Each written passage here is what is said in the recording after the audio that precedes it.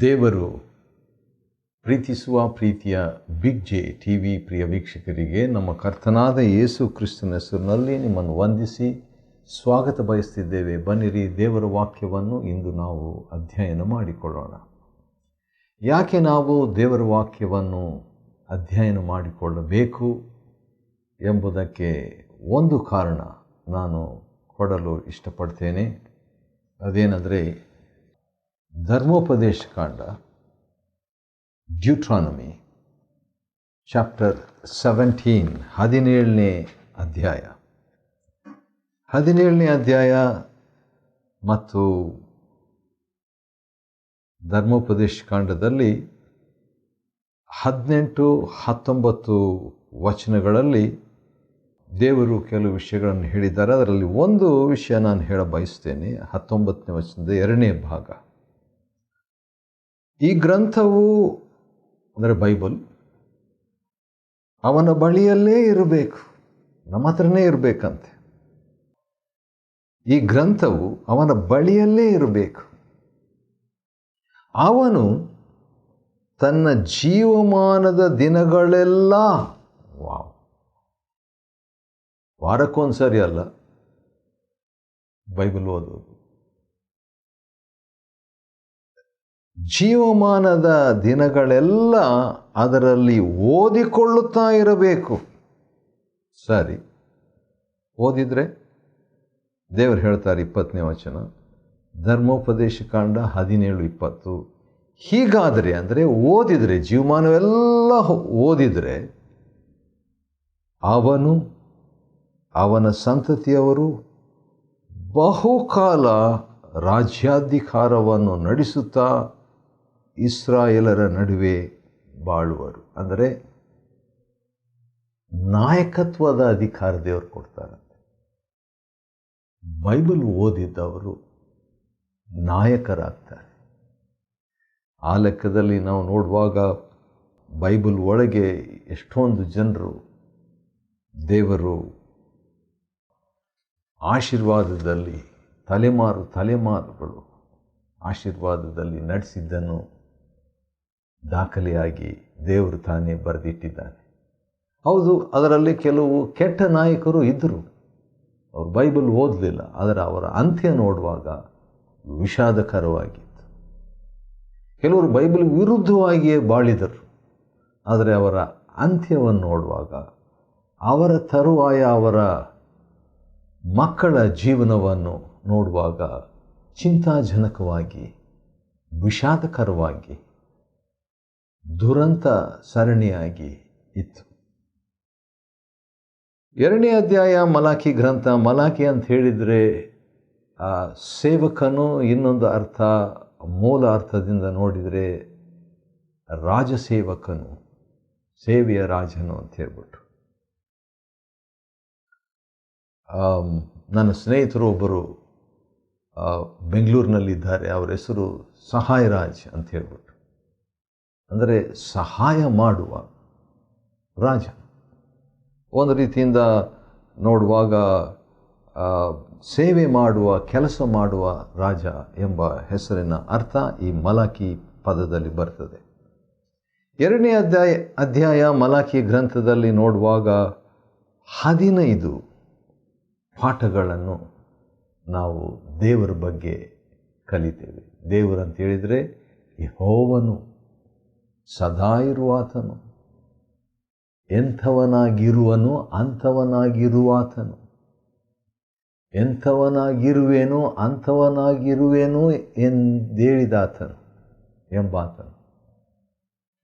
ಮೊದಲನೇ ಪಾಠ ದೇವರ ವಿಷಯದಲ್ಲಿ ನಾವು ನೋಡುವಾಗ 2ನೇ ಅಧ್ಯಾಯ 1ನೇ ವಚನದಲ್ಲಿ ನನ್ನ ನಾಮ ಎಂಬುದಾಗಿ ದೇವರು ತನ್ನ ನಾಮದ ಬಗ್ಗೆ ಒಂದು ಮಾತು ಸ್ಟಾರ್ಟಿಂಗ್ನಲ್ಲಿ ಹೇಳ್ತಾನೆ. ಮೊದಲನೇ ಪಾಠ ಇದು, ಆತನ ನಾಮದ ಬಗ್ಗೆಯ ಪಾಠ. ಏನದು? ನನ್ನ ನಾಮವನ್ನು ಘನಪಡಿಸಬೇಕೆಂಬ ಆಜ್ಞೆಯನ್ನು. ಹಾಗಾದರೆ ಆಜ್ಞೆಗಳಲ್ಲಿ ಒಂದು ಆಜ್ಞೆ ಏನಂದರೆ ದೇವರ ನಾಮವನ್ನು ಘನಪಡಿಸುವಂಥದ್ದು. ಎರಡನೇದಾಗಿ ನಾವು ನೋಡುವಾಗ ಆತನ ವಿಷಯದಲ್ಲಿ ಇನ್ನೊಂದು ಸಂಗತಿಯನ್ನು ನಾವು ನೋಡ್ತೇವೆ. ಅದು 2ನೇ ಅಧ್ಯಾಯದ 2ನೇ ವಚನದ 2ನೇ ಭಾಗ, ಕೊನೆ ಭಾಗ. ಈ ನನ್ನ ಆಜ್ಞೆಯನ್ನು ನಿಮ್ಮಲ್ಲಿ ಯಾರೂ ಮಂದಟ್ಟು ಮಾಡಿಕೊಳ್ಳದ ಕಾರಣ. ಹಾಗಾದರೆ ದೇವರ ನಾಮ, ದೇವರ ಆಜ್ಞೆ. ಯಾಕೆ ದೇವರು ಆಜ್ಞೆಯನ್ನು ಕೊಡ್ತಾನೆ? ಆ ಆಜ್ಞೆಗೂ ವಿಧೇಯತೆಗೂ ಏನು ಸಂಬಂಧ ಎಂಬ ಪ್ರಶ್ನೆ ನಮಗಿದ್ರೆ, ಆ ಪ್ರಶ್ನೆಗೆ ಉತ್ತರ ಯೇಸು ಕರ್ತನು ಉತ್ತರಿಸುವಂಥದ್ದನ್ನು ಯೋಹಾನನು ಬರೆದ ಸುವಾರ್ತೆಯಲ್ಲಿ ನೋಡಬಹುದು. ಯೋಹಾನ ಮತ್ತು 14ನೇ ಅಧ್ಯಾಯದಲ್ಲಿ ಒಂದು ಮಾತು ನಮ್ಮ ಕರ್ತನಾದ ಯೇಸು ಕ್ರಿಸ್ತನು ಹೇಳಿದ್ದನ್ನು ನೋಡಬಹುದು. ನೆನಪಿಟ್ಕೊಳ್ಳಿಕ್ಕೆ ಸುಲಭ ಇದು. ಅದೇನಂತ ಹೇಳಿದರೆ ಯೋಹಾನ 14 ಆದಮೇಲೆ 14:15 ಏನಂತಿದೆ? ನೀವು ನನ್ನನ್ನು ಪ್ರೀತಿಸುವುದಾದರೆ ಅಥವಾ ನನ್ನನ್ನು ಪ್ರೀತಿಸುವವರಾದರೆ ನನ್ನ ಆಜ್ಞೆಗಳನ್ನು ಕೈಕೊಂಡು ನಡೆಯುವಿರಿ. ಹಾಗಾದರೆ ಯೇಸು ಸ್ವಾಮಿ ಕೊಟ್ಟಂಥ ಒಂದು ಅರ್ಥ ಆಜ್ಞೆಯ ಪ್ರಕಾರವಾಗಿ ನಾವು ತಿಳ್ಕೊಳ್ಳುವಂಥದ್ದು, ಪ್ರೀತಿಗಾಗಿ ಆಜ್ಞೆ ಅಥವಾ ಪ್ರೀತಿಸುವವರಿಗಾಗಿ ಆಜ್ಞೆಗಳು. ಇಲ್ಲ, ನಾನು ದೇವರನ್ನು ಪ್ರೀತಿಸೋದಿಲ್ಲ, ಹಾಗಾದರೆ ಈ ಆಜ್ಞೆಗಳು ಅಂಥವರಿಗಲ್ಲ. ಇಲ್ಲ, ನಾನು ದೇವರನ್ನು ಪ್ರೀತಿಸ್ತೇನೆ, ಹಾಗಾದರೆ ಆಜ್ಞೆ ಕೊಡ್ತಂತೆ. ಸರಿ, ಇದು 15 ಪಾಠಗಳು ದೇವ್ರ ಬಗ್ಗೆ ನಾವು ಕಲ್ತ್ಕೊಳ್ತೀವಿ. ಸದಾ ಇರುವ ಆತನ ಬಗ್ಗೆ. ಅದರಲ್ಲಿ ಮೊದಲನೇದು ಆತನ ನಾಮದ ಬಗ್ಗೆ, 2ನೇದು ಆತನ ಆಜ್ಞೆ ಬಗ್ಗೆ, 3ನೇದು ಆತನ ಒಡಂಬಡಿಕೆಯ ಬಗ್ಗೆ. 4ನೇ ವಚನದಲ್ಲಿ ನಾನು ದೇವರು ಹೇಳ್ತಾ ಇರೋದು ಲೇವಿಯರೊಂದಿಗೆ ಮಾಡಿಕೊಂಡ ಒಡಂಬಡಿಕೆಯು ನೆಲೆಗೊಳ್ಳಬೇಕೆಂದು ಈ ಅಪ್ಪಣೆಯನ್ನು ನಿಮಗೆ ಹೇಳಿ ಕಳಿಸಿದ್ದೇನೆಂಬುದು ನಿಮಗೆ ಗೊತ್ತಾಗುವುದು. ಹಾಗಾದರೆ ಕೆಲವು ಸಾರಿ ದೇವರು ಆಜ್ಞೆ ಕೊಡುವುದಕ್ಕೂ ಆತನ ಒಡಂಬಡಿಕೆಯನ್ನು ನೆಲೆಗೊಳಿಸುವುದಕ್ಕೂ ಸಂಬಂಧ ಇದೆ. ವಾವ್, ನನಗೆ ಗೊತ್ತಿರಲಿಲ್ಲ, ಈಗ ತಾನೇ ಗೊತ್ತಾಯಿತು. ದೇವರು ಆಜ್ಞೆ ಕೊಡುವುದಕ್ಕೂ the command of God and the covenant of God is linked very much. ದೇವರ ಆಜ್ಞೆ, ದೇವರ ಒಡಂಬಡಿಕೆ. ಯೇಸು ಸ್ವಾಮಿ ಕೂಡ ತಾನು ಹಿಡಿದು ಕೊಡಲ್ಪಡುವ ಆ ರಾತ್ರಿಯಲ್ಲಿ ರೊಟ್ಟಿ ಪಾತ್ರೆಯನ್ನು ತಕ್ಕೊಂಡು, ಇದು ಹೊಸ ಒಡಂಬಡಿಕೆಯ ರಕ್ತವನ್ನು ಸೂಚಿಸುವಂಥದ್ದು, ನನ್ನ ನೆನಪು ಮಾಡಿಕೊಡುವುದಕ್ಕಾಗಿ ಇದನ್ನು ಮಾಡ್ರಿ ಅಂತ ಆಜ್ಞೆ ಕೊಟ್ಟನು. Command and covenant. ನೋಡ್ರಿ, ಆಜ್ಞೆ ಮತ್ತು ಒಡಂಬಡಿಕೆ. ಮತ್ತು ಈ ಒಡಂಬಡಿಕೆಯಲ್ಲಿ ಏನೇನಿರ್ತವೆ? ಮುಖ್ಯವಾಗಿ 2 ವಿಷಯಗಳು ಇರ್ತದೆ ಅಂತ ಹೇಳ್ಬಿಟ್ಟು ಅನೇಕ ಇದೆ, ಆದರೆ ಇಲ್ಲಿ 2 ದೇವರು ಹೇಳಿದ್ದಾರೆ. ಮಲಾಕಿ 2 ಮತ್ತು 5ರಲ್ಲಿ ನಾನು ಅವರೊಂದಿಗೆ ಮಾಡಿಕೊಂಡ ಒಡಂಬಡಿಕೆಯಲ್ಲಿ ಜೀವ, ಸುಖ. ಹಾಗಾದರೆ ಇರುವಂಥ 2 ಸಂಗತಿಗಳು, ಜೀವ ಇದೆ, ಆತ್ಮಿಕ ಜೀವ, ಮತ್ತು ಆತ್ಮಿಕ ಭೌತಿಕ ಸುಖ ದುಃಖಗಳು. ಮುಖ್ಯವಾಗಿ ದೇವರು ಹೇಳಿದ್ರು ಸುಖ ಅಂತ ಹೇಳ್ಬಿಟ್ರು. ಹಾಗಾದರೆ ಜೀವಾಶೀರ್ವಾದಗಳು ಒಡಂಬಡಿಕೆಯಲ್ಲಿದೆ. ದೇವರ ಒರಿಜಿನಲ್ ಉದ್ದೇಶ ಇದೆ. ಒಡಂಬಡಿಕೆಯನ್ನು ಮುರಿದಾಗಲೇ ನಮಗೆ ಜೀವಕ್ಕೆ ವಿರುದ್ಧವಾದ ಮರಣ, ಸುಖಕ್ಕೆ ವಿರುದ್ಧವಾದಂಥ ದುಃಖ ನಮ್ಮ ಜೀವನದಲ್ಲಿ ಬರುತ್ತೆ. ಆದರೂ ಕೂಡ ದೇವರಿಗಾಗಿ ದುಃಖ ಪಡುವುದು ಬೇರೆ, ಅಂಥವರು ಧನ್ಯರು, ಅಂಥವರಿಗೆ ಆಧರಣೆ ಆಗುವುದು. ಮುಂದೆ ನಾವು ನೋಡೋದಾದರೆ 15 ವಿಷಯಗಳು ದೇವರ ಬಗ್ಗೆ ನಾವು ಪಾಠ ಕಲೀಲಿಕ್ಕಿದ್ದೇವೆ. 2ನೇ ಅಧ್ಯಾಯ ಮಲಾಕಿ ಗ್ರಂಥದಲ್ಲಿ ಈಗಾಗಲೇ 3 ಆಯಿತು. 4ನೇದಾಗಿ ನೋಡುವಾಗ ನಾವು ನೋಡುವಂಥದ್ದು ಭಯಭಕ್ತಿ.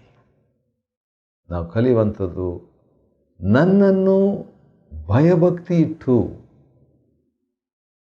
ಎಂಬುದಾಗಿ ದೇವರು 5ನೇ ವಚನದಲ್ಲಿ ಹೇಳಿರುವಾಗ 2:5, ಹಾಗಾದರೆ ಭಯಭಕ್ತಿ ಅದರ ಬಗ್ಗೆ ನಾವು ಕಲಿಬೇಕಾಗಿದ್ದರೆ ಪ್ರಥಮ ಮನುಷ್ಯನು ಈ ಒಂದು ಸಾಕ್ಷಿಯನ್ನು ದೇವರಿಂದ ಪಡೆದಂಥ ವ್ಯಕ್ತಿ, ಈ ಭಯಭಕ್ತಿ ಅಂದ ತಕ್ಷಣ ನನಗೆ ನೆನಪಿಗೆ ಬರುವಂಥ ವ್ಯಕ್ತಿ ಯಾರಂತ ಹೇಳಿದರೆ ಅಬ್ರಹಾಮನು.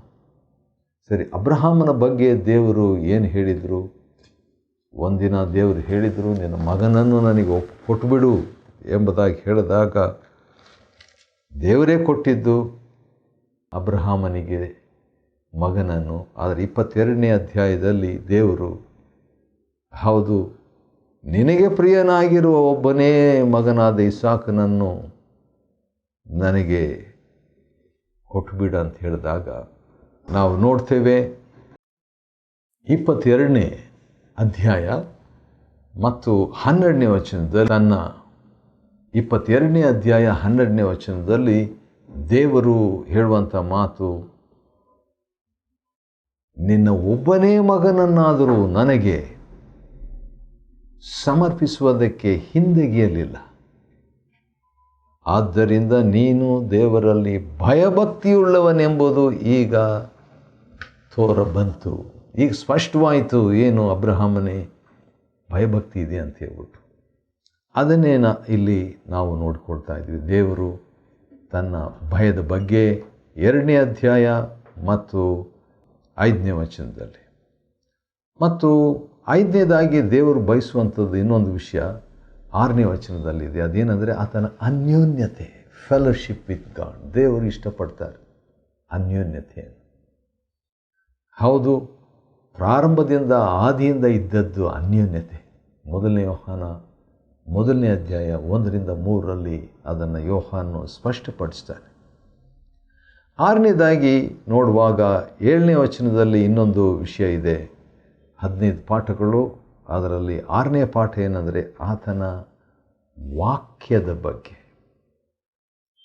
ಹೌದು, ಬಾಯಿಂದ ಧರ್ಮೋಪದೇಶವನ್ನು ಕೇಳಿಕೊಳ್ಳತಕ್ಕದ್ದು. ಇದಕ್ಕೆ